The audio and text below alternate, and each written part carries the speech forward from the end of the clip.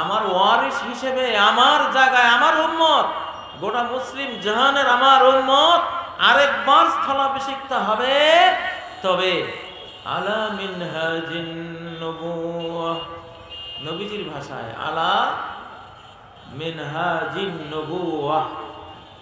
নবুয়া মানে সংবাদ দেয়া, আরবি শব্দ নবুয়ত মানে কি? সংবাদ দেয়া। কোন সংবাদ?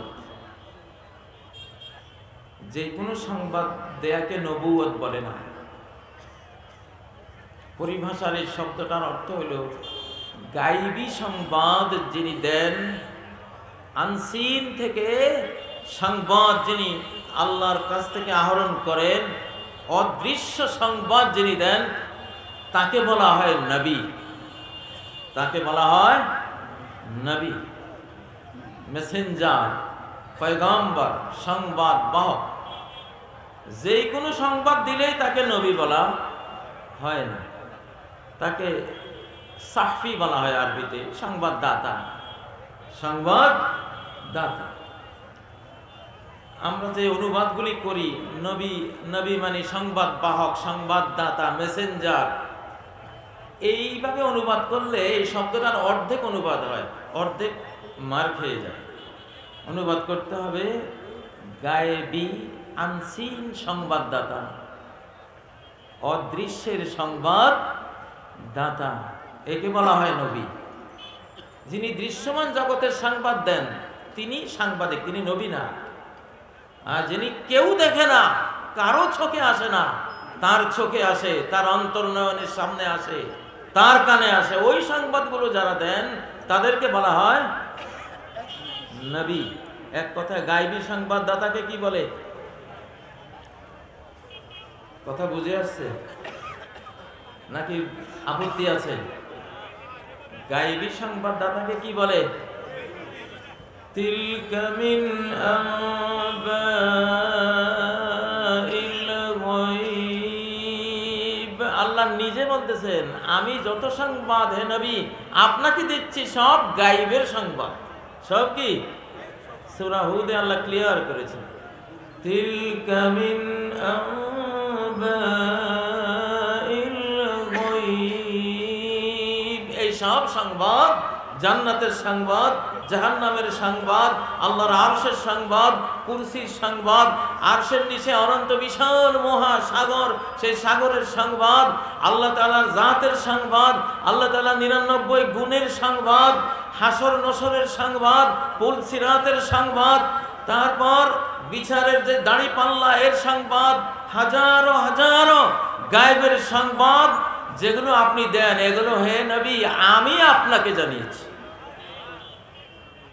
তাহলে কোরআন নিজেই বলছে যারা গায়েবের সংবাদ দেন তারা কি নবী, যারা গায়েবের সংবাদ দিতে পারেন না তারা কি না? সারা কোরআনে এই কথাটা আল্লাহ বলেছেন, যালিকা মিন আনবাইল গায়ব নূহিহি ইলাইক। এগুলি সব গায়েবের সংবাদ। মারিয়াম আলাইহিস সালামের সংবাদ দিচ্ছেন, মুসা আলাইহিস সালামের সংবাদ দিচ্ছেন, আদম আলাইহিস সালামের সংবাদ দিচ্ছেন, ইবলিসের সংবাদ দিচ্ছেন, জিবরাইল, মিকাইল, ইসরাফিল, অযুত নিযুত lakh crore billion trillion trillion ফেরেশতা সংবাদ দিচ্ছেন। আমরা কি দেখেছি এগুলো? এগুলি সব কি সংবাদ? গায়েবের সংবাদ। তো গায়েবের সংবাদ যিনি দেন তিনি কি নবী? প্রিয় ভাইরা, মাহফিলের শুরু লগ্নে কিছু পরিবর্তন স্টেজে হয়, আপনারা সেদিকে নজর না দিয়ে আপনারা নজর দিবেন কোরআনের দিকে, বক্তার দিকে, ঠিক নয় কি? না হলে কিন্তু ভালো ছাত্র না। আমি বক্তার চেয়ে শিক্ষক বেশি। আমি 40 বছর শিক্ষকতা করেছি, জেল থেকে বের হয়ে শেষ স্বাক্ষর করেছে, রিটায়ার্ড করেছে। শেষ স্বাক্ষর 31 জানুয়ারি 2023। 40 বছর শেষে 1982 থেকে শিক্ষকতা শুরু করে 2023 এসে শেষ করেছি। কত বছর? 82 থেকে 2023, 40 বছর হয়, 41। তো শিক্ষকদের স্বভাব হলো তারা ছাত্র মনে করে তাদের শ্রোতাদেরকে, আর ছাত্র হতে হলে জিব্রাইল আলাইহিস সালাম নবীজির সামনে যেভাবে বসেছেন সেভাবে বসতে হয়। দোজানু হয়ে বসেছিলেন, তার দুই হাত তার রানের উপর রেখেছিলেন, খুব আদব রক্ষা করে ওস্তাদমুখী হয়ে বসেছিলেন। হাদিসে জিব্রাইল এইভাবে এসেছে। প্রিয় ভাইরা, তো আমি বলেছি ইসলামের দ্বিতীয় বিশ্বায়ন এখন হবে।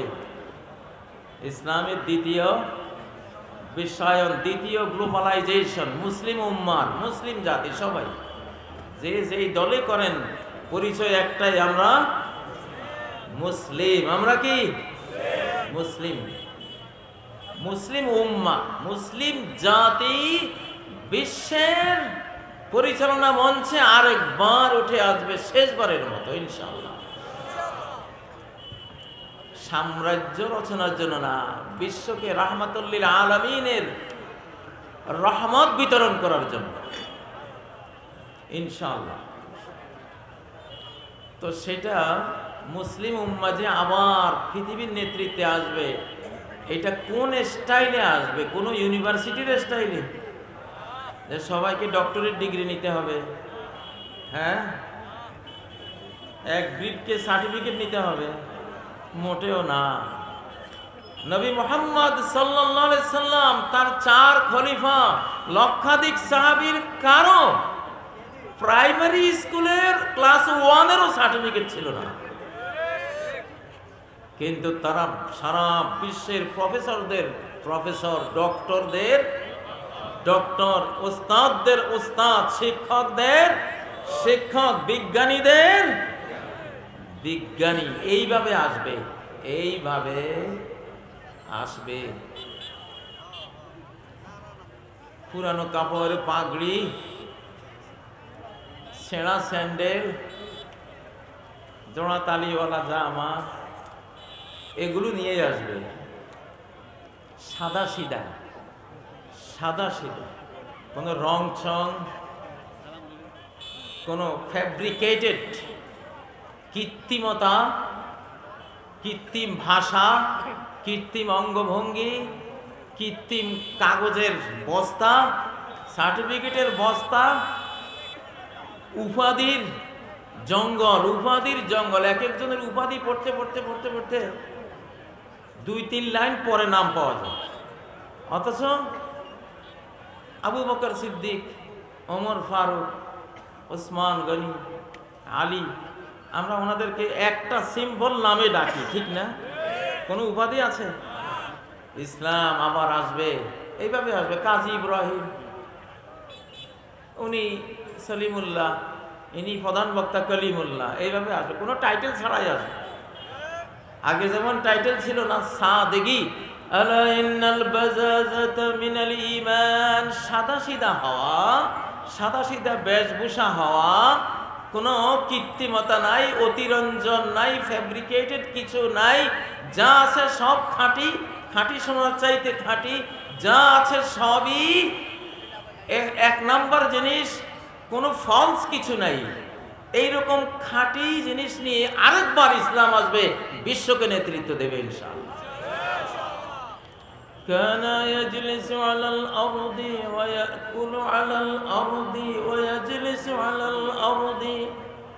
নবী সাল্লাল্লাহু আলাইহি সাল্লামের শামাইলের মধ্যে ইমাম ইবনুল কাইয়্যিম জাদুল মাআদে উল্লেখ করেছেন, আর মুহাদ্দিসিনরা অনেকে বর্ণনা করেছেন এই হাদিসটা। মাটির নবী, মাটির মানুষের জন্য আসা নবী, মাটির উপরে বসেই খেয়েছেন, ডাইনিং টেবিল না, উত্তম কোনো পাটি মাদুর বিছিয়ে না, সরাসরি আরবের মাটির উপরে বসে খেয়েছে। ওয়াসজুদু আলাল আরদি, কোনো টাইলস, কোনো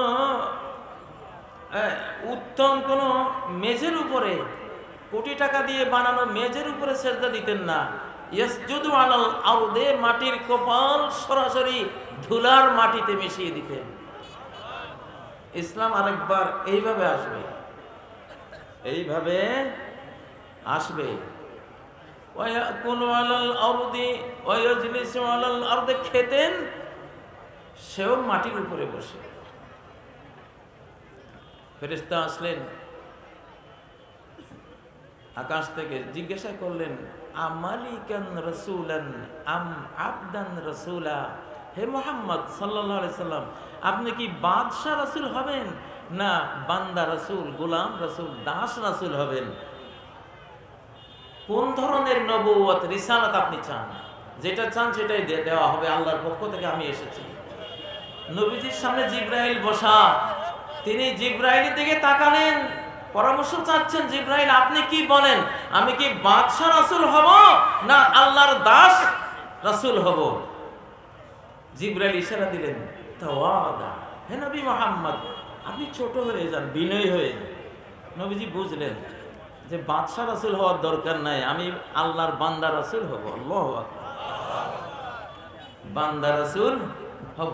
আজকে পশ্চিমাদের থেকে শেখা যে পোস্টপাস, আমাদের যে ড্রেস আপ, আমাদের যে গেট আপ, সেট আপ, ঘর বাড়ি, আমাদের যে কীর্তিন, ভিতরে নাই কিচ্ছু, ভিতরে খালি আব্দুল্লাহ, ভিতরে না সূরা ফাতিহা আছে না সূরা নাস আছে, কিচ্ছু নেই। ভিতরে কি আছে খোঁজ খবর নাই। উপর দিয়া বর্তমান বিশ্বের পোস্টপাস, এইটা নিয়ে মুসলিম উম্মার উত্থান কোনোদিন হবে না। মুসলিম উম্মাহ উঠে আসবে ওই মাটির রাসূলের সেই মাটিতে, কাদা মাটিতে কদরের রাতে সেজদা দিয়েছিলেন। ওই মসজিদে, যে মসজিদ মসজিদে নববী নামে বিখ্যাত, যে মসজিদের ভাষণে গোটা পৃথিবী কাঁপত। কাঁচা মসজিদের পাকা মুসল্লি, খেজুর পাতার মসজিদের এক এক মুসল্লি গোটা বিশ্বকে জ্ঞান দিতে পারার মতো এক একজন মুসল্লি, ঠিক নয় কি? ইসলাম আলা মিনহাজিন নবুওয়াহ, মিনহাজিন নবুওয়াহ।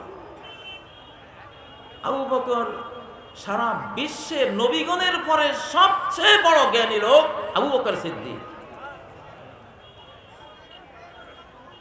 আফদালুন নাস বাদাল আম্বিয়া কাতিবাতান, আবু বকর as-সিদ্দিক নবীদের পরে সমগ্র মানব জাতির সর্বশ্রেষ্ঠ জ্ঞানী লোক, নীতিবান লোক, চরিত্রবান লোক, রাষ্ট্রনায়ক ব্যক্তি কে?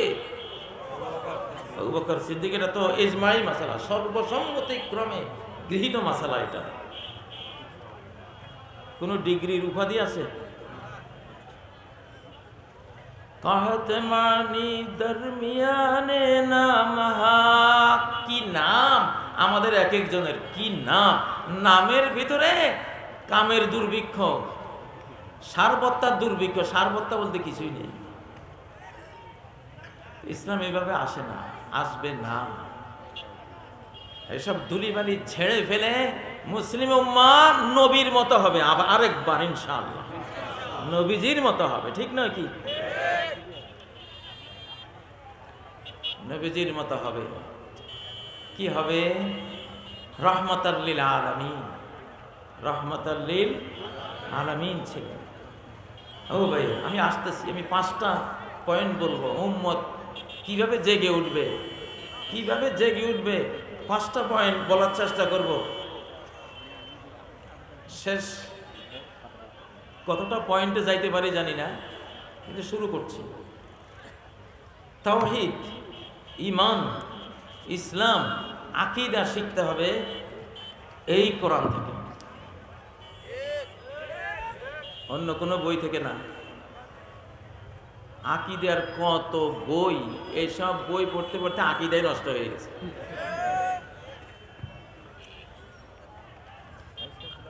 কোরআনে একটা সূরা আছে কোরআনের 1/3 সমান, ছোট্ট একটা সূরা আছে না নেই?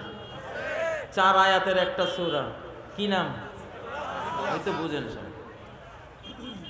কিভাবে এত ছোট্ট কথা, 4টা কথা কোরআনের 33 ভাগের 1 ভাগ, তাদিলু সুলুসাল কোরআন, কিভাবে? একটু নমুনা আজকে দেখাবার চেষ্টা করব আমি। রাজি আছেন? কারণ যেহেতু আপনারা শেষবারের মতো বিশ্বকে রহমত, মানবতা ধর্ম শান্তি কোন পথে আসে এগুলি শেখাবেন।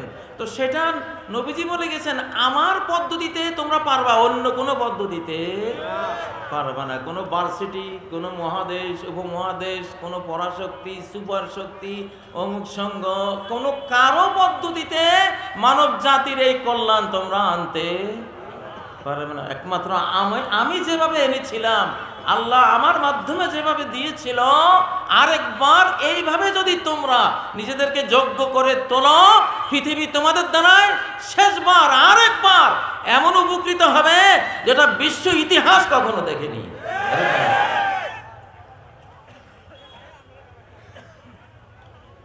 আউযু বিল্লাহি মিনাশ শাইতানির রাজীম। পড়েন।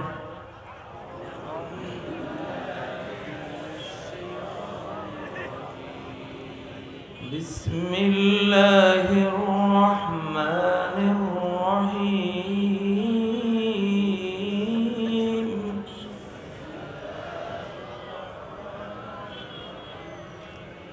কুল হুয়াল্লাহু আহাদ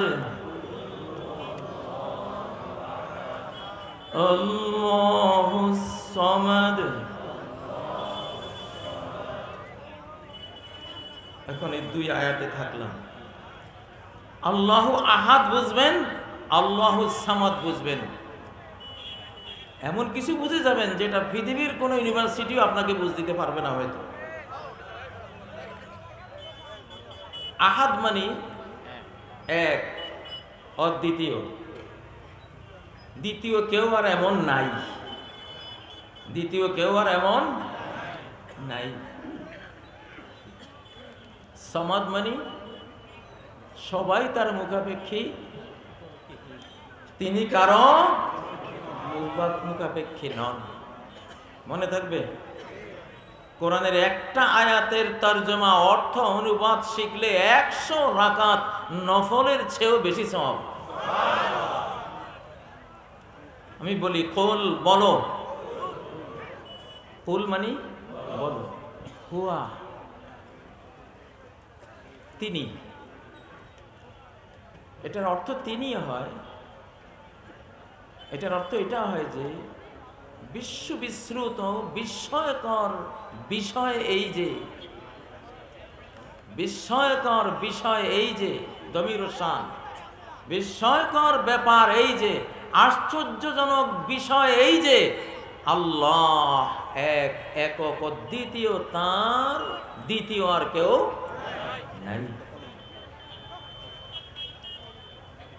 এই আহাদ কথাটা আল্লাহ 99 নামের লগে আপনি যুক্ত করতে পারেন। কয় নামের লগে? 99 গুণের, প্রত্যেকটা গুণে তিনি এক, একক, এই গুণের দ্বিতীয় আর কেউ বিশ্বে, মহাবিশ্বে, আসমান জমিনে নাই। ধরুন জ্ঞান, আল্লাহু আহাদুন ফি ইলমিহি, আল্লাহ জ্ঞানের গুণ বৈশিষ্ট্যে এক, অদ্বিতীয়, বিশ্বে মহাবিশ্বে জ্ঞানীর নামে তিনি ছাড়া দ্বিতীয় আর কেউ নাই। তিনি আহাদ, জ্ঞানী হওয়ার ক্ষেত্রে তিনি কি আহাদ, এক, একক, দ্বিতীয় আর কারো এই টাইটেল, এই উপাধি, জ্ঞান যদি আপনি পেতে চান তাহলে আল্লাহুস সামাদ, তাহলে আল্লাহই হলেন সেই সত্তা। জ্ঞান নিতে হলে আপনি তার মুখাপেক্ষী, তিনি আপনার মুখাপেক্ষী না। আপনি বিন্দু বিসর্গ পরিমাণ জ্ঞান পেতে চাইলে আল্লাহুস সামাদ, আপনি আল্লাহর মুখাপেক্ষী। ও রব্বি জিদনি ইলমা, তুমি বলো হে রব আমাকে জ্ঞান বাড়িয়ে দাও। তাহলে আল্লাহু আহাদ, তিনি 99 গুণেই আহাদ, 99 গুণের প্রত্যেকটা গুণে তিনি কি আহাদ, এক, একক, অদ্বিতীয়, দ্বিতীয় কারো সেই গুণ বৈশিষ্ট্য নাই। এবং সেই গুণে তিনি সামাদ, সেই গুণটার কিছু দাম নিতে চাইলে, সেই গুণ থেকে কিছু পেতে চাইলে তিনি সামাদ, আপনি তার মুখাপেক্ষী হবেন, তার কাছে হাত তুলবেন, হৃদয় তার দিকে ধাবিত করবেন, তার কাছে বলবেন, হে রব, এই গুণটি আপনার, আপনার এই গুণ থেকে কিছু আমাকে দান আপনি দেন।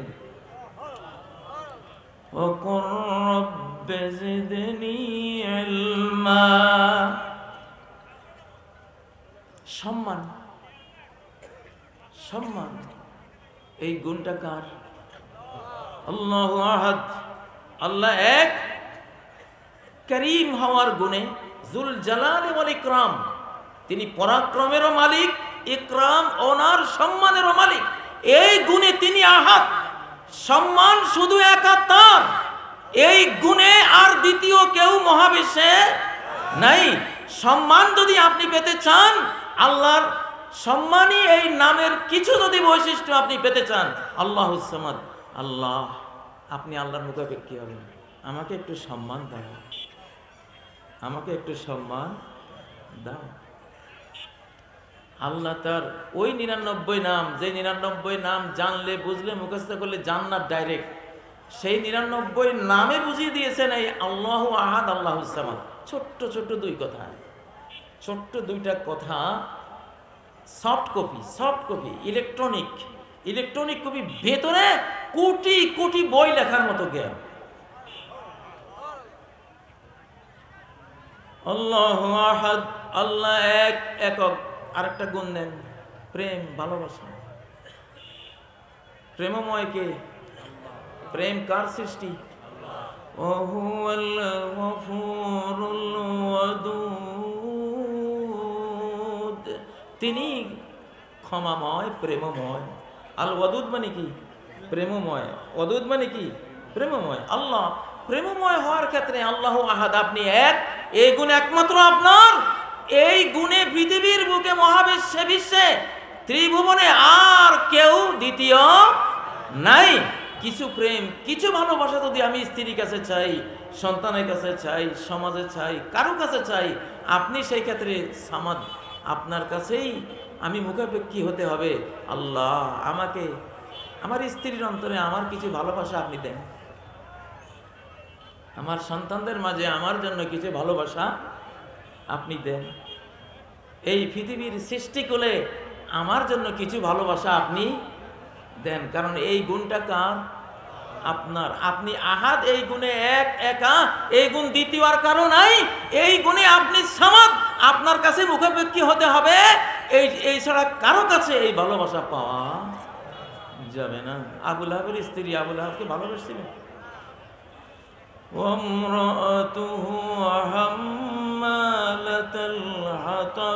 কেমন স্ত্রী, যে জাহান্নামে আবু লাহাব জ্বলবে, স্ত্রী আরো জ্বালানি ফুয়েল ঢালবে তার গায়ে। বুঝেন না? সারা জীবন খরচ করলেন স্ত্রীর পিছনে, সেই স্ত্রী আপনাকে জাহান্নামে জ্বালানি দিয়ে জ্বালাবে। বুঝে গেল স্ত্রীর অন্তরের ভালোবাসার মালিক আপনি না, মালিক কে? মালিককে। আহাদ। ভাইয়েরা, কথাগুলি যে বলতেছি বুঝা যায়? বুঝা যায়? কারা কারা বুঝেন? না বুঝলে কিন্তু হাত তোলেন না। আমি আমার একটা বুঝ আসতে হবে যে আপনারা বুঝতেছেন। যদি না বুঝেন তাহলে আমি অন্য সাইডে যাব। কারা কারা বুঝতেছেন একটু হাত তোলেন। মাশাআল্লাহ। আল্লাহ, আল্লাহর কথা বুঝবে না এমন আল্লাহর বান্দা তো পৃথিবীতে থাকার কথা না, ঠিক না? তাহলে আল্লাহ 99 নামের গুণের প্রত্যেক ক্ষেত্রে তিনি আহাদ, এক, অদ্বিতীয়। সেই গুণের কিছু পেতে হলে তিনি সামাদ, তার কাছে ধর্ণা দিতে হবে, ঠিক না বেঠিক?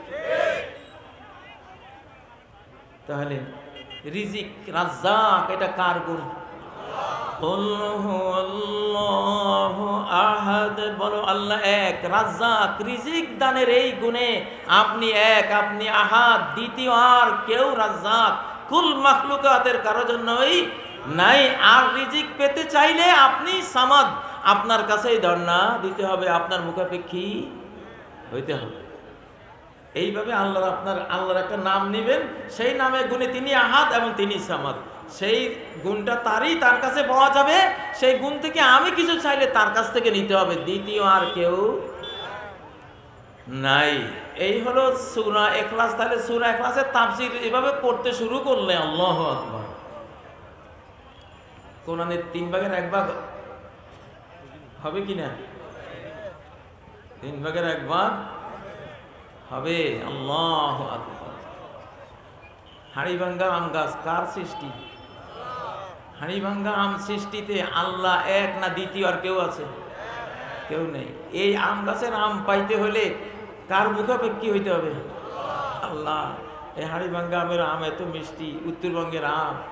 এই আম যদি পোকা মুক্ত হোক, ভিতরে কোনো ব্যাধি না হোক, এটা সুন্দরভাবে সুমিষ্টভাবে এটা গাছে ধরুক, সব ক্ষেত্রে আপনি সামাদ, আপনি আহাদ, আপনি সামাদ, এটা বানান আপনি। আর এটার উত্তমতা, এটার মিষ্টি সুমিষ্টতা, এর সার্বিক গুণ পেতে চাইলে আপনি আসামাদ, আপনার কাছে আমরা মুখাপেক্ষী হতে হবে। আপনি আমাদের আমগুলি সুন্দর করে দেন, ভালো করে দেন, মিষ্টি করে দেন, ঝড় তুফান থেকে রক্ষা করেন। প্রত্যেকটা ক্ষেত্রে এই আহাদ আর সামাদ চলমান। আল্লাহু আকবার। আল্লাহ নেক সন্তান, মাতা পিতার একটা সুপুত্র সুপুত্রী, একটা সুসন্তান, এটা সৃষ্টিকার এই খালেক।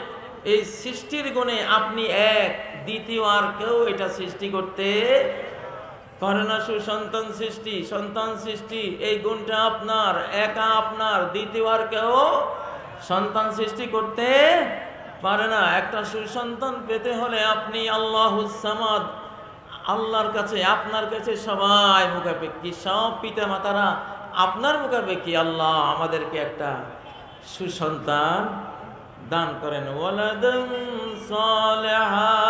সারা কোরআনে সন্তান নিয়ে যত দোয়া আছে, রব্বে হাবলি মিনাস সালিহিন, রব আমাকে আপনি একটা সুসন্তান দান করেন, গিফট করেন। সুসন্তান তৈরি আপনারই শক্তির ভেতরে আছে, আর কারো শক্তির মধ্যে নাই। আল্লাহু আকবার।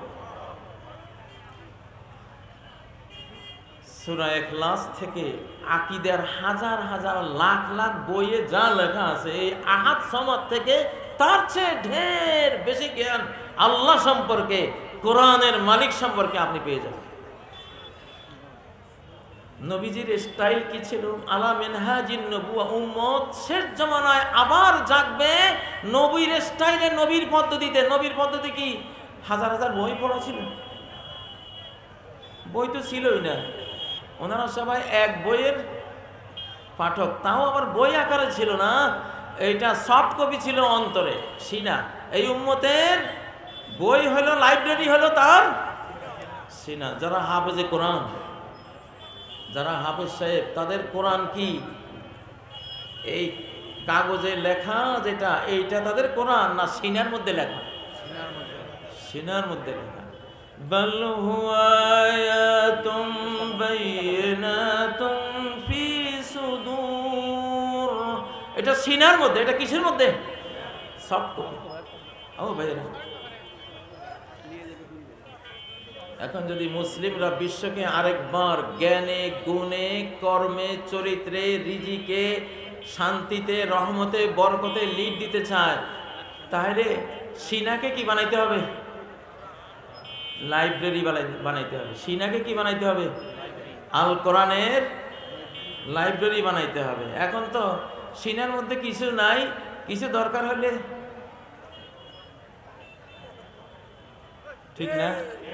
ঠিক না? ডক্টরেট সার্টিফিকেট কতগুলি, ডিগ্রি সার্টিফিকেট কতগুলি, টাইটেল এটা ওইটা সার্টিফিকেট কতগুলি, এখানে কিছু নাই। একটা হাদিস জিজ্ঞাসা করলে, আয়াত জিজ্ঞাসা করলে হার্ড কপি না খুলে বলতে পারে না, সফট কপিতে কিচ্ছু নাই।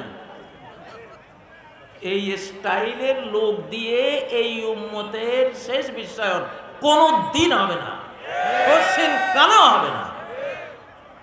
কারণ সব সাহাবীদের সিনা ছিল আল কোরআনের সফট কপি, হাদিসের সফট কপি, ইলেকট্রনিক লাইব্রেরি। তাদের মতো যারা হবে, এদেরকে দিয়ে শেষবারের মতো আল্লাহ তাআলা মানব জাতিকে অন্ধকার থেকে আবার মুক্ত করবে। তাহলে পরিশ্রম করতে হবে কিনা? পরিশ্রম। আরে ভাই, ইবলিস আছে না নাই? আমি জেলখানা দেখেছি, আমি জুমা পড়তাম, ওখানে পড়াইতাম। জুমাত দাঁড়াইলে ইবলিস আরেক জায়গায় আরেক খুতবা আয়োজন করত,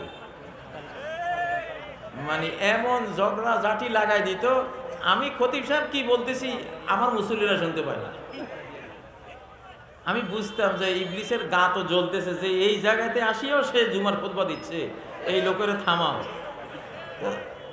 যেহেতু সেখানে আমরা মুসলিম, যার যার ধর্ম পালনের একটা স্বাধীনতা ছিল, দেয়া হয়েছে, আলহামদুলিল্লাহ এটা ভালো। জুমা পড়েছি আমরা, জামাত যতটুকু পড়তে পেরেছি পড়েছি, কোনো বাধা ছিল না, বাধাহীনভাবে পড়েছি। কিন্তু ইবলিসের তো সইত না। তো এত বড় মাহফিলে আপনারা সূরা ইখলাসের কথা পড়ে ফেলবেন, লক্ষ লক্ষ বই পড়ে যা পাবেন না সূরা ইখলাসে তার চেয়ে বেশি পাইয়া ফেলবেন। ইবলিসের তো আজকে গায়ে আগুন লেগে গেছে, এই জন্য ওই কোনা দিয়া আরেক মাহফিলের আয়োজন শুরু হয়েছে। 10 বার আউযু বিল্লাহি মিনাশ শাইতানির রাজিম পড়েন, 10 বার।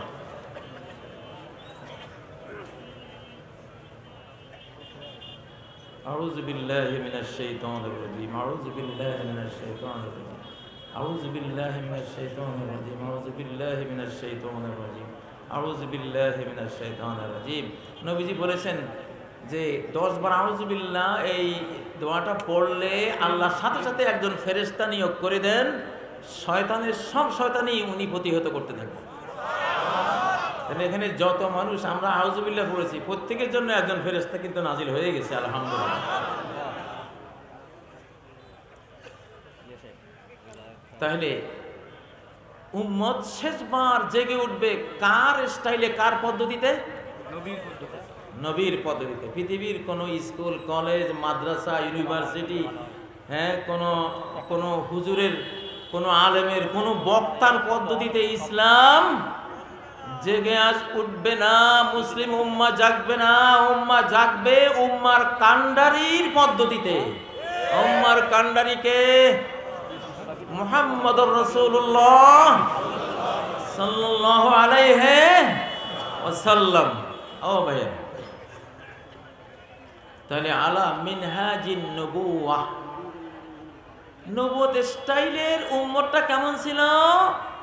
রুহবানুল লাইল, রাতের সন্ন্যাসী, রাতের ইবাদত গুজার, রাতের তাহাজ্জুদ গুজার। সব সাহাবীরা রাত হলে একটু ঘুমিয়ে কার দরবারে? আল্লাহ। আপনারা কার দরবারে দাঁড়াবেন?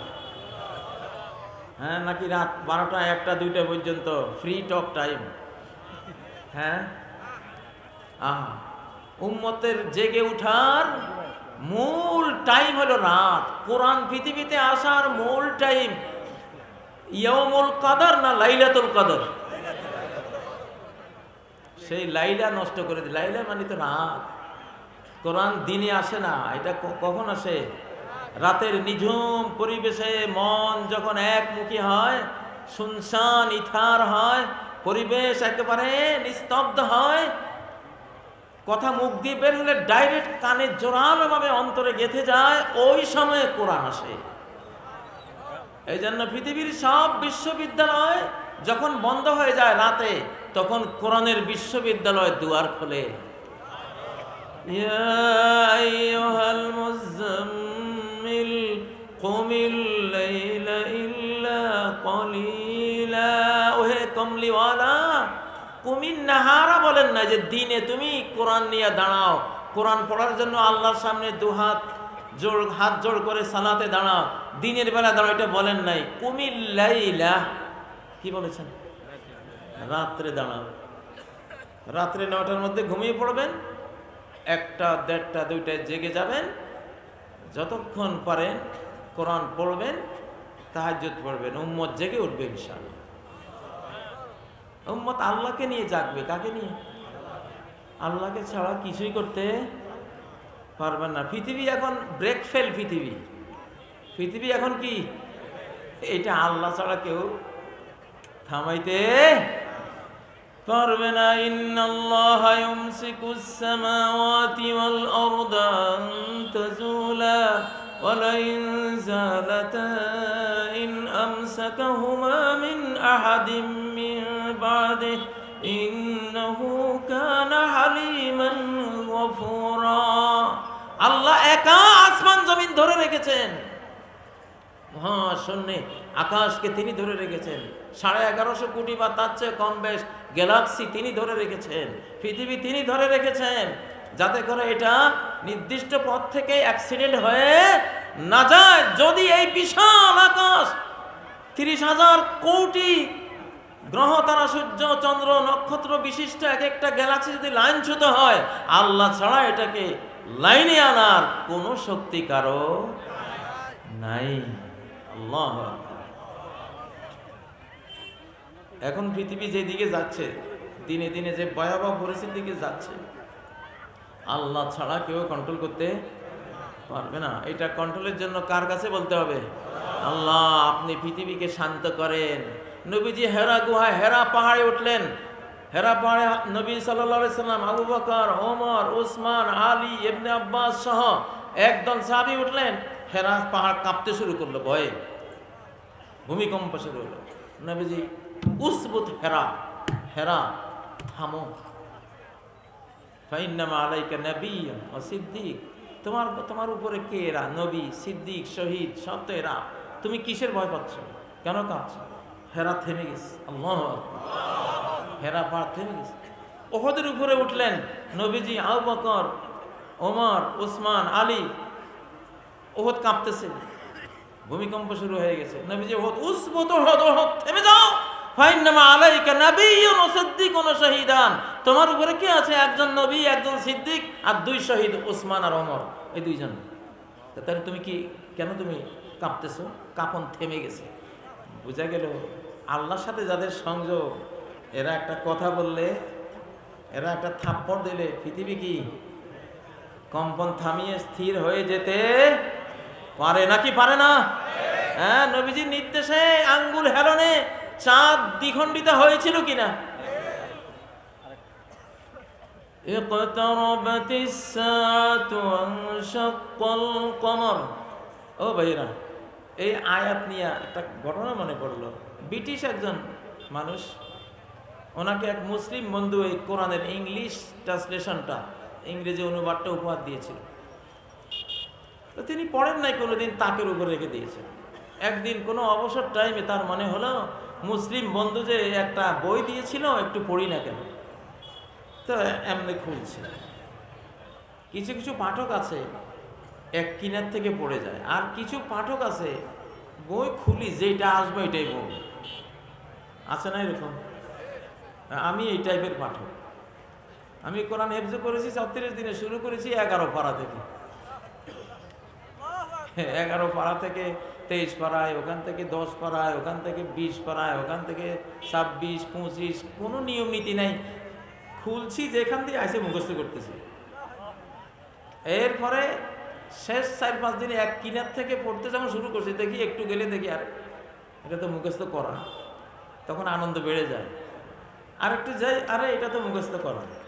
চোখের পলকে পলকে চলে গেছি। এটা একটা খুব সিস্টেমটা সহজ। তো ওই লোক মুসলিম বন্ধুর দেয়া কোরআনের ইংলিশ ট্রান্সলেশনটা খুলছে। খুলে দেখে সূরা কামারের প্রথম আয়াত, কিয়ামত ঘনিয়ে গেছে, মহাপ্রলয় ঘনিয়ে গেছে, ডে অফ রিজারেকশন এটা খুব কাছিয়ে গেছে, আর চাঁদ 2 টুকরা হয়ে গেছে। এটা পড়ে সে এটা একটা বই হইল, চাঁদ আবার 2 টুকরা হয়, কি একটা গল্প লেখা। সে অভক্তি করে বইটা ওই জায়গায় রেখে দিয়েছে, আর কোনোদিন খোলে নেই। একদিন সে টেলিভিশনে একটা টক শো দেখতেছে। টক শোতে যারা চাঁদে গেছিল, নীল আর্মস্ট্রং সহ ওরা, আর ব্রিটিশ একজন উপস্থাপক। তো ব্রিটিশ উপস্থাপক বলতেছিল যে, বলেন তো, পৃথিবীতে শত শত কোটি দুর্ভিক্ষ কবলিত মানুষ মেডিকেল সেবা পাচ্ছে না, শিক্ষা পাচ্ছে না, তাদের ঘর বাড়ি নাই, তাদের কাপড় চোপড় নাই, দারিদ্র নিষ্পেষিত কোটি কোটি মানুষ, এদেরকে না খাইয়ে, এদের প্রয়োজন না মিটিয়ে আপনারা কিনা মৌজ করতে গেছেন চাঁদের দেশে। কি এনেছেন ওখানে গিয়া? শত শত কোটি ডলার খরচ করে গেছেন, কি উপকারটা হয়েছে? তখন নীল আর্মস্ট্রং বলতেছে, শুনেন, আমরা চাঁদ থেকে এমন একটা তথ্য নিয়ে এসেছি, ওখানে না গেলে পৃথিবীর মানুষ কোনোদিন এটা জানতো না। বলে, কি সেই তথ্য? এই চাঁদ ইতিহাসের কোনো এক মুহূর্তে এটা দুই ভাগ হয়েছিল, দুই ভাগ হয়ে আবার যে মিশেছিল, মিশার মুহূর্তে যে প্রচন্ড প্রেসারে ওই দুই অংশের মধ্যে যে যেটা সামনে পড়ছিল এটা পাউডারে পরিণত হয়েছে, সেই পাউডারের একটা অংশ আমরা নিয়ে আসছি। আল্লাহু আকবার। তখন এই লোকে কয় এর সর্বনাশ, এই তাহলে এই কোরআন ঠিকই আল্লাহর কিতাব, এইটার সূরা কামারের যে আয়াত পড়ে আমি এই বইটাকে অভক্তি করে রেখে দিয়েছিলাম, এই আয়াতটার তাফসীর জানার জন্যই মার্কিনীদেরকে শত শত কোটি ডলার ব্যয় করে আল্লাহ আকাশে পাঠাইছেন। এ তোরা আমার এই আয়াতের তাফসীর ওখান থেকে জানিয়ে আয়, দেখিয়ে আয় যে চাঁদ দ্বিখণ্ডিত হয়েছে কিনা, না হলে পৃথিবীর অনেক মানুষ বেঈমান হয়ে যাবে, বিশ্বাস করবে না। ওই ব্রিটিশ ওই বন্ধু ওই লোকটা এই টক শো দেখে পরে সে কোরআনের উপর ঈমান আনছে। আল্লাহু আকবার। কোরআন সেরকম একটা কিতাবই। তো মানব জাতির উত্থান, মানুষ হিসাবে আমাদের উত্থান এবং এই উম্মতের উত্থান হবে সরাসরি কি দিয়ে? আমি একটা কথা, আমি জেল থেকে বের হয়ে একটা কথা প্রায় মাহফিলে বলি দাওয়াতি কাজ হিসেবে, এটা মেসেজ আপনাদেরকে দেই যে আমি 36 দিনে কোরআন হেফজ করার পরেও 7-8 মাস 1 বছরও এক খতম হইতো না, শুধু রমজানে খতম হইতো, খতম দিতে পারতাম না, সময় হয় না, ফালতু কতগুলো ব্যস্ততা নিয়ে ব্যস্ত থাকতাম। কিন্তু এই জেলে যাওয়ার পরে প্রতি 7 দিনে এক খতম করি, প্রতি 7 দিন। এটা জেলখানাতে আল্লাহ দিয়েছেন, আমাকে আল্লাহ নিয়েছেন মূলত আসলে এটা দেওয়ার জন্য। বাহ্যিক কারণ কিছু তৈরি হয় দুনিয়াতে, সেটা মূল না, মূল হলো ভিতরের কারণটা। তো আল্লাহ এটা দিয়েছেন এই যে আমি 40 বছর বুখারী, মুসলিম, তিরমিজি, নাসাই, কুতুবে সিদ, বিশ্ববিখ্যাত 6 যে হাদিসের কিতাব, এগুলি শিক্ষকতা করেছি। আমার 18 বছর বয়স থেকে আমি বুখারী পড়াই, মুসলিম শরীফ পড়াই, 18 বছর বয়স থেকে শিক্ষকতার শুরু থেকে শেষ পর্যন্ত এই কিতাবগুলো পড়িয়েছি। কিন্তু 7 দিনে কোরআন খতম করতে গিয়ে আমি নিজেকে নিজে মন্তব্য করেছি যে ইব্রাহিম, তুমি 7 দিনে আল্লাহর কোরআন এইভাবে রিভাইজ দেওয়ার আগ পর্যন্ত তুমি একজন মূর্খ মানুষ ছিলে। তুমি যতই শিক্ষকতা করো, এই কোরআনকে এইভাবে না পড়লে একটা আয়াত 100বার, সহস্রবার, 10 সহস্রবার আসলেনি পরে একটুখানি বুঝ আসতে শুরু করে। আল্লাহ, এই জন্য নবীজি 7 দিনে, সব সাহাবীরাই প্রায় কারি সাহাবীরা সবাই 7 দিনে কোরআন খতম করতেন। এই জন্য 7 মঞ্জিল লেখা, এই যে কোরআনে 7টা মঞ্জিল, এই যে মঞ্জিল 1, মঞ্জিল 2, মঞ্জিল 3, এই যে লেখায় মঞ্জিল মানে কি, আপনি প্রতিদিন এই 4.5-5 পারা শেষ করবেন। প্রতিদিন 4.5-5 পারা শেষ করলে 7 দিনে 30 পারা হবে। আমি আশা করি বাংলাদেশে লক্ষ লক্ষ হাফেজদের মধ্যে অনেকের জন্যই খুবই সহজ হবে 7 দিনে এক খতম কোরআন দেয়া। 7 দিনে কোরআন এক খতম দেয়া অনেকেই পারবে, অনেকেই পারবে। আমি এই বয়সে যদি পারি, জওয়ানরা পারবে না? কি বলেন? হয়তো বলবেন যে আপনি তো ঠেকায় পড়ি, আপনি এই পড়াটা পড়েছেন, এখন তো আর ঠেকা নাই। এখন ঠেকা আছে? কিন্তু আমি আজও তো শেষ করেছি, আপনার আজও আমি 4.5-5 পারা শেষ করেছি। প্রতিদিন গাড়িতে থাকি, ঘুমের মধ্যে হোক, কিয়ামত হয়ে গেল, কিয়ামতের দিনও পড়বো ইনশাআল্লাহ। সংকল্পের সাধন কিংবা জীবন পতন নাকি, এই জীবন দিয়ে করবোটা কি? কোনো হাফেজ এখানে থাকলে সাহস হয় কারো 7 দিনে খতম করবো? দেখি 2-1টা হাত উঠে কিনা 7 দিনে। মাশাআল্লাহ, এই যে একটা, এই 2টা, 3। আল্লাহ আল্লাহ কবুল করেন। আল্লাহ, আমি এটাই চাইছিলাম যে আল্লাহ সারা বাংলা জুড়ে একটা আবহাওয়া তুমি তৈরি করে দিও যে 7 দিনে কোরআন খতম নবীজির সুন্নাহ ছিল, সাহাবায়ে কেরামের সুন্নাহ ছিল। 7 দিনে এটা শুরু, আমি 3টা হাত দেখেছি, আল্লাহ কবুল করেন। আর আপনারা 40 দিন, সর্বোচ্চ 40 দিনে এক খতম দিতে হবে। ইকরাউল কোরআন ফি আরবাঈন, অন্তত 40 দিনে এক খতম দাও, 30 দিনে দাও, 25, 20, 15, 10, 7, মাঝে মধ্যে 3 দিনে দিলেও চলে। সেটা সবসময় পারা যায় না, ওটা হলে কোরআন বুঝার যে ফরজটা থাকে ওটা আদায় হয় না, কিন্তু 7 দিন হলে সব আদায় হয়।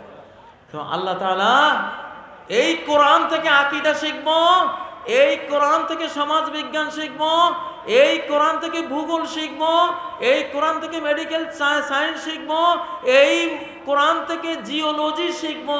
পৃথিবী যে অনেকগুলি টুকরা টুকরা, পৃথিবী যে একটা গোলক না, একটা পিণ্ড না। ওয়াল আরদি যাতিস সাদঈ, কসম ওই পৃথিবীর যেটা টুকরা টুকরা টুকরা টুকরা। 1400 বছর আগে আল্লাহ বলেছে একটা টেকটনিক প্লেটের উপরে বসা কতগুলি টুকরা, মাঝখানে ফাঁক আছে। মাঝখানে কি আছে? ফাটল আছে। এই টেকটনিক প্লেটগুলি, পাথরের প্লেটগুলি একটার সাথে একটা যখন ধাক্কা খায় তখন ভূমিকম্প লাগে, সুনামি হয়, ঠিক না? তো এটা তো কোরআন থেকে। কোরআন নিজেই বলতেছে যে ওয়াল আরদি যাতিস সাদঈ, সূরা তারিকের মধ্যে। এই কোরআন সর্বজ্ঞানের মহাগ্রন্থ। অতএব এই উম্মত যদি জেগে উঠতে চায়, কি প্রশ্ন দিবেন? তাহলে তাড়াতাড়ি দেন। যদি আপনারা যদি জেগে উঠতে চান, আমার মতো শিক্ষকতা শেষ করে আমি কোরআন এইভাবে পড়তে গিয়ে আমি বুঝলাম আমি এইভাবে পড়ার আগে মূর্খ ছিলাম। তাহলে যারা এই কুতুবে সিয়াসিত্তার শিক্ষকতা করে নাই, সারা জীবন কাটিয়েছে বিভিন্ন মানুষের বই পড়ে, তাদের কি অবস্থা বলেন? মূর্খতা আছে না নাই? আমাদের আছে না নাই? আল্লাহু আকবার। এই কোরআনের এক একটা আয়াত বুঝতে সমগ্র মানব জাতির লব্ধ জ্ঞানের রাজ্যে 1400-1450 বছর বিচরণ করে একটা আয়াত বোঝা যায়। গোটা মানব জাতির জ্ঞান একসাথ করলে, গোটা মানব জাতির লব্ধ জ্ঞান একসাথ করলে একটা আয়াত বোঝা যায়। এটা সেই কিতাব। আল্লাহু আকবার। এই কিতাব থুইয়া সারা পৃথিবীর লাইব্রেরিতে যত কোটি কোটি বই আছে, এটা কোরআনিক আটলান্টিক মহাসাগরের পানির ফেনা মাত্র। পানির কি? এই মহাসাগরের পানির ঢেউয়ের ফেনা হইল আপনার আমার লাইব্রেরিতে থাকা কোটি কোটি বই। ফেনা খাইয়াই জীবন দেবেন? পানি পান করবেন না? হ্যাঁ, কারা কারা এই কোরআনের সাগরে মিষ্টি মধুর এই জলাধারে মুখ দিয়ে নিজের তৃষ্ণা মেটাবেন, জ্ঞানের তৃষ্ণা? একটু হাত তোলেন দেখি।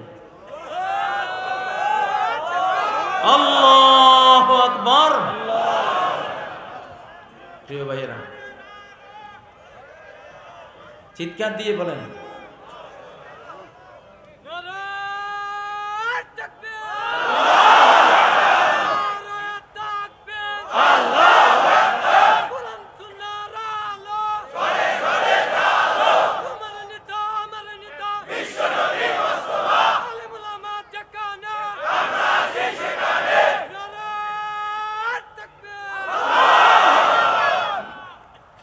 তো আলহামদুলিল্লাহ।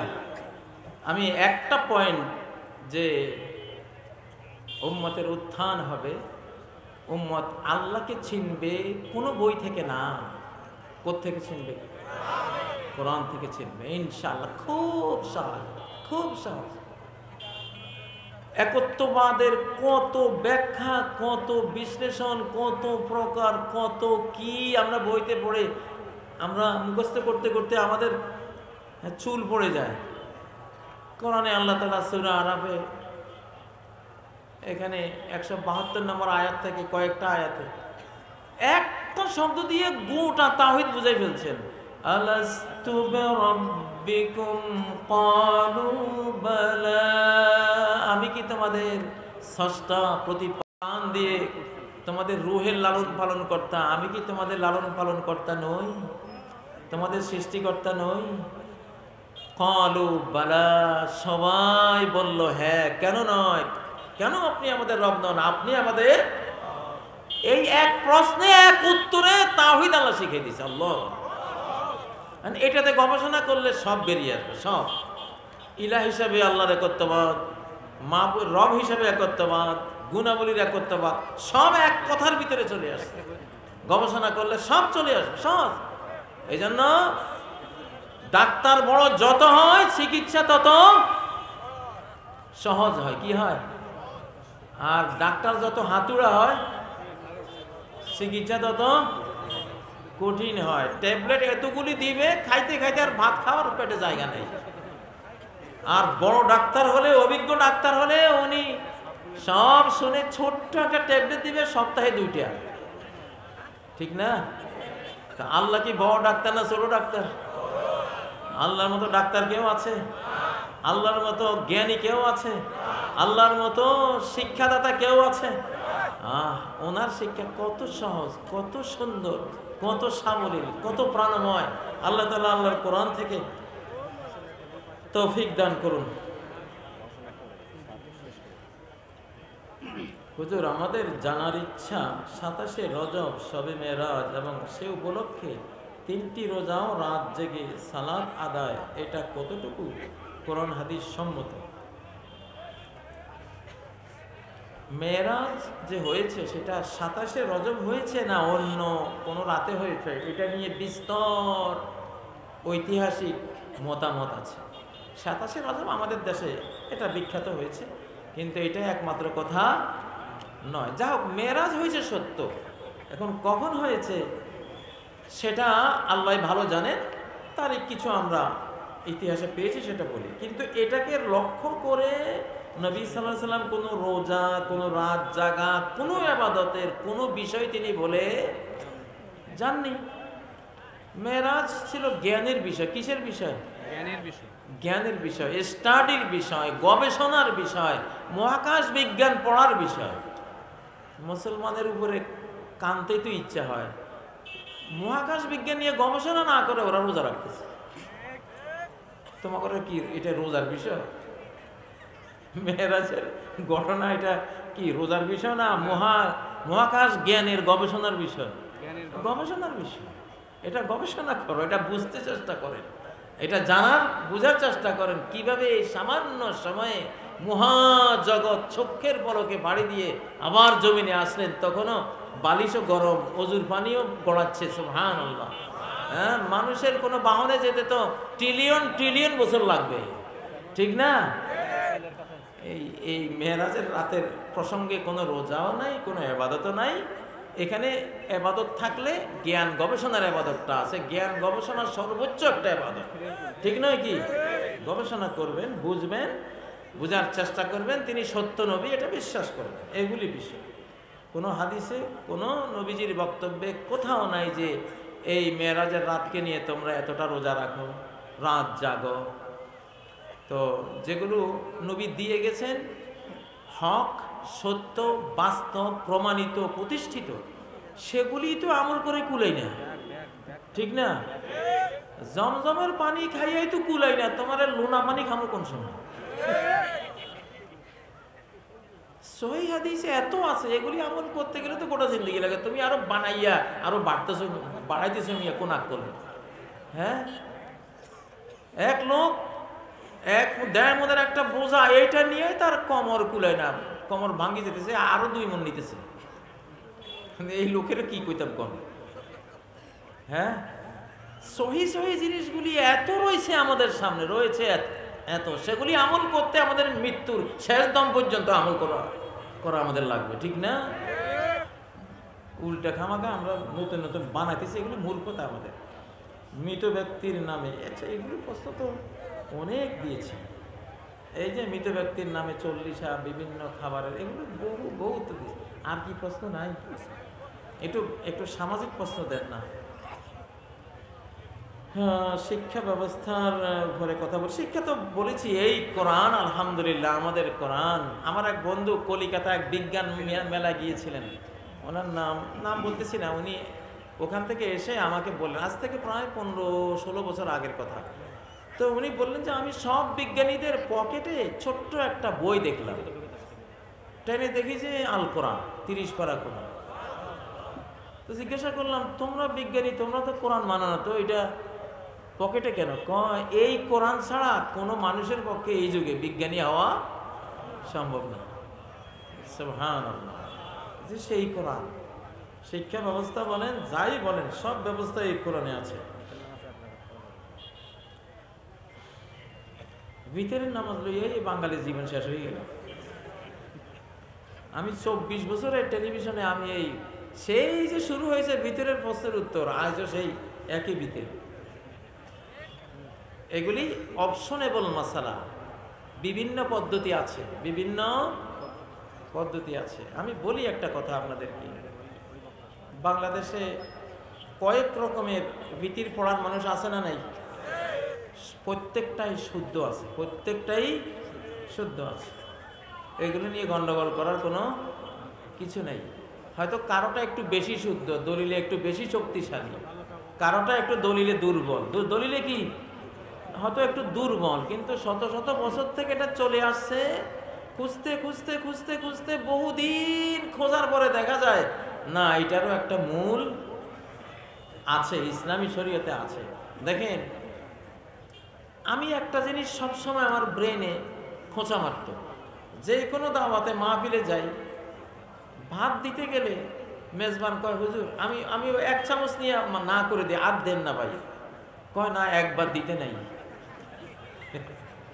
তরকারি যদি এক চামচ দেয় আর যদি না করি, কয় হুজুর একবার তো দেয়া যাবে না, আবার একটু হলেও দেবে সে। তো ভাবতাম যে এইটা পাইলো কই এরা।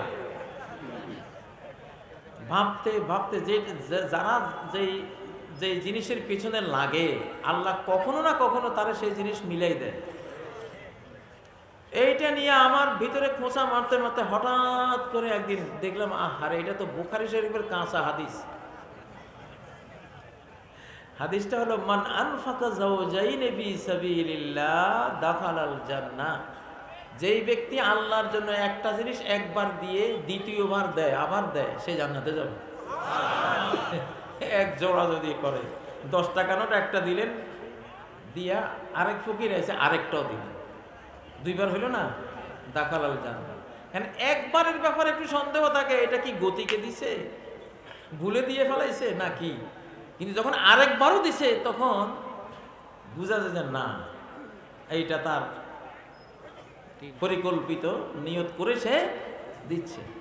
দেখেন, প্রথমে তো আমি উড়াই দিতাম যে কি বলে, একবার দেয়া যায় না, 2 বার দিতে হয়, কই পাইছে এগুলো সব, এই বিষয় সেই বিষয়। আমিও খুব বকাবাদ্য করেছি এগুলি।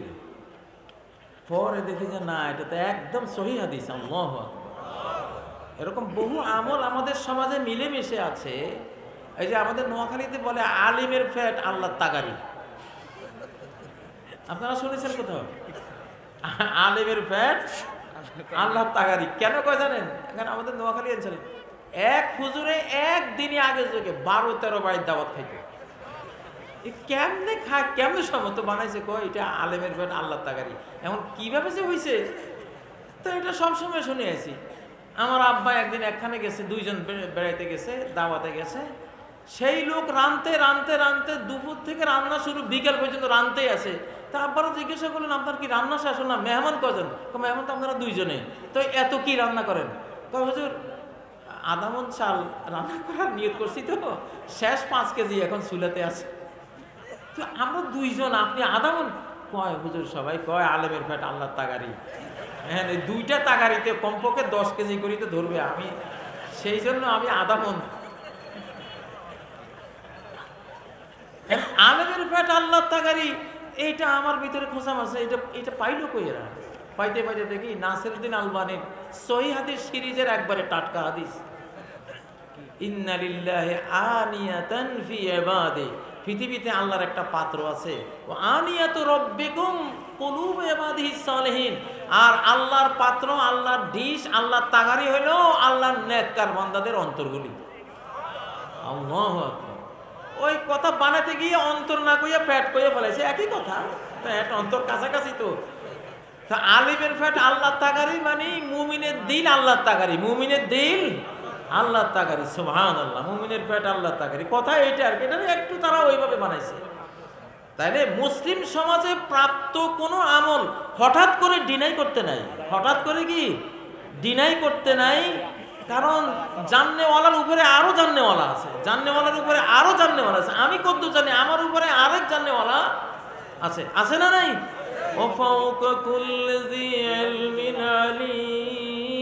প্রত্যেক জান্নেওয়ালার উপরে আরেকজন জান্নেওয়ালা থাকে। হইতে হইতে সবার উপরে কে? আল্লাহ। তো এই জন্য এইসব জিনিস যেগুলি আমরা পাচ্ছি, আচ্ছা আচ্ছা, মসজিদ উন্নয়নের জন্য একটু সম্ভবত গুরুত্ব দেন, গুরুত্ব দেন, আমাদের লোক আছে ভেতরে। লাল বাতি জ্বলাকালীন সুন্নতের নিয়ত করিবেন না। বিভিন্ন মসজিদের সামনে দেয়ালে লেখা, কথাটা সঠিক না ভুল জানাবেন।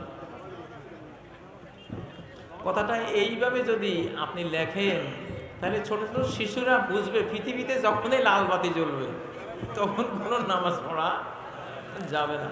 এটা একটা ভুল মেসেজ, ভুলভাবে লেখা হয়েছে। নিয়ত ভালো, যারা লিখেছে নিয়তটা কি ভালো, কিন্তু ভালো নিয়তে ভুল করে ফেলেছে।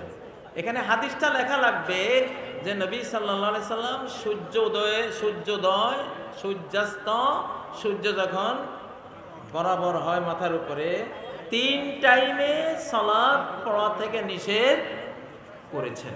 বাস এই 3 টাইমে সালাত পড়বেন না, এই হাদিসটা বলে টাইমিংটা উল্লেখ করে দিতে পারেন। এখন সূর্যাস্ত ইলেকট্রনিক ঘড়িতে সূর্যাস্ত আজকে এত টাইম থেকে এত টাইম, সূর্য বরাবর আসে এত টাইম থেকে এত টাইম, সূর্যাস্ত এত টাইম থেকে এত টাইম লিখে দিলে সুন্দর হবে। হাদিসটাও লেখা থাকলো, টাইমটাও আমরা জানলাম। কিন্তু যদি এইভাবে লেখেন লাল বাতি জ্বলাকালীন, আগের কথা বলা হচ্ছে, জি খুতবার আগের কথা বলা হচ্ছে, খুতবার আগে লাল বাতি জ্বলাকালীন সুন্নত নামাজ, অর্থাৎ খুতবার প্রশ্ন সুন্নত এইভাবে বলে যে খুতবার সময় নিয়ত করবেন না, লাল বাতি জ্বলাকালীন সুন্নতে নিয়ত করিবেন না।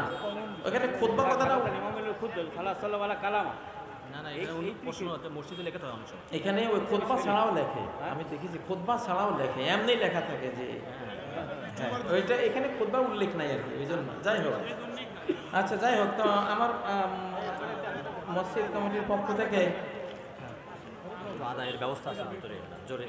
আপনারা কিছু জ্ঞান তো কোরআন থেকে নিচ্ছেন কিনা, কিছু জ্ঞান পাওয়া যাচ্ছে? জি, তো কিছু নিলে কিছু দিতে হয় কিনা? হ্যাঁ, কিছু নিলে কিছু দিয়েও যেতে হয়। এটা কারা কারা মানেন? কি ব্যাপার, হাত এত কম উঠছে কেন? জোরে সোরে উঠান দেখি। কিছু নিলে কিছু দিতে হয় কিনা? আচ্ছা, সবাই পকেটে হাত দেন, আর মসজিদের পক্ষ থেকে লোক সবাই পকেটে হাত দেন। 5 মিনিট মসজিদের জন্য, যে মসজিদের উদ্যোগে হচ্ছে, আলাদা লোক আছে ভিতরে, নামে যান। লোক আছেন যারা, আপনারা নেমে যান, আপনারা আমাদের ভাইদের সামনে যান। জি, সবাই পকেটে হাত দিবেন, বিসমিল্লাহ পড়ে সবাই হাত দিবেন। একের লাঠি, একের বোঝা 10-এর লাঠি নাকি? আল্লাহ তাআলা তৌফিক দেন, আল্লাহ তাআলা তৌফিক দেন। গেছে গেছে আল্লাহ তাআলা তৌফিক দেন। তো আসলে আমি প্রশ্নের উত্তর এখানে আমাদের সভাপতি সাহেব, এমপি সাহেব উপস্থিত। আচ্ছা আচ্ছা, মাশাআল্লাহ। বলেন। আমাদের সভাপতি সাহেব, জনাব এমপি সাহেব, তিনি উপস্থিত হয়েছেন। শুকরান, মাশাআল্লাহ, আল্লাহ ওনাকে কবুল করেন।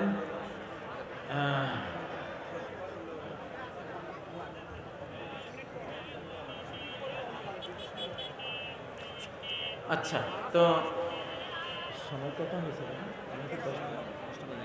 জি, 7:07। তো বন্ধুরা, আমি 10টা পর্যন্ত টাইম নিয়েছিলাম, 10টার পরে আদায়টা শেষ হবে। আমাদের আপনারা আদায় করে দেন, পরবর্তী বক্তা আমি বসাই দিচ্ছি। আল্লাহ তাআলা আমাদের আপনাদেরকে তৌফিক দেন। আমি 5টা বিষয় বলবো বলেছি, হ্যাঁ, হলুদ ব্যাগ। তার মধ্যে একটা বলেছি যে আমরা আমাদের ঈমান আকীদা ডাইরেক্ট কোরআন থেকে এবং কোরআনের সহযোগী হাদিস যেটা, সে হাদিস থেকে শিখলেই সবচেয়ে ভালো করব। উম্মত খুব সংক্ষেপে আল্লাহকে বুঝবে, আল্লাহকে জানবে। আর বাকি 4টি বিষয় আজকে বলবো না, অন্য মাহফিলে আলোচনা করব, ইউটিউবে আপনারা পেয়ে যাবেন ইনশাআল্লাহ। তো আমি আমার বক্তব্য এখানেই শেষ করলাম। আদায়টা শেষ করবো। জি, আপনারা কেউ কিছু বলবেন? প্রশ্নোত্তর পর্ব শেষ। গঠনমূলক কোনো প্রশ্ন আছে কিনা? এটা এগুলি আমি আপাতত চাচ্ছি না। সুবহানাকাল্লাহুম্মা ওয়া বিহামদিক, আশহাদু আল্লা ইলাহা ইল্লা আনতা। সবাই কাফারাতুল মজলিস পড়তে থাকেন। সুবহানাকাল্লাহুম্মা ওয়া বিহামদিক, আশহাদু আল্লা ইলাহা ইল্লা আনতা, আস্তাগফিরুকা ওয়া আতুবু ইলাইক। সুবহানাল্লাহি ওয়া বিহামদিহি আদাদা খালকিহি ওয়া রিদা নাফসিহি। দান করতে আপনি মুখে আনা ঘোষণা নেবেন এটা প্রতিষ্ঠাতা এই মাদ্রাসার এই প্রতিষ্ঠাতা অত্র মাদ্রাসার জনাব মুস্তাফিজুর রহমান সাহেবের মাগফিরাত কামনার জন্য 10,000 টাকা তার পক্ষ থেকে দান করা হয়েছে। আল্লাহ তার এই দান কবুল করুন, ডান হাতে কবুল করুন। আপনারা আপনাদের বক্তা কই? জি, মাইক হাতে নিন, আপনি কালেকশন করেন, কালেকশন করেন। আপনারা কেউ উঠবেন না। আমাদের আরেকজন ওয়াইজিন কিরাম আছেন, হযরত মাওলানা মোহাম্মদ আলিউল হক জিহাদি, উনি 5 মিনিটের মধ্যে স্টেজে আসবেন। আপনারা দয়া করে কেউ উঠবেন না। এবং আমাদের ভলেন্টিয়ার বিন্দু হলুদ ব্যাগ নিয়ে আপনাদের সামনে গিয়েছেন। মসজিদ উন্নয়ন করবে, আপনারা সাধ্য অনুযায়ী আপনাদের মসজিদ উন্নয়ন করবে, সাধ্য অনুযায়ী একটু দান করার চেষ্টা করবেন।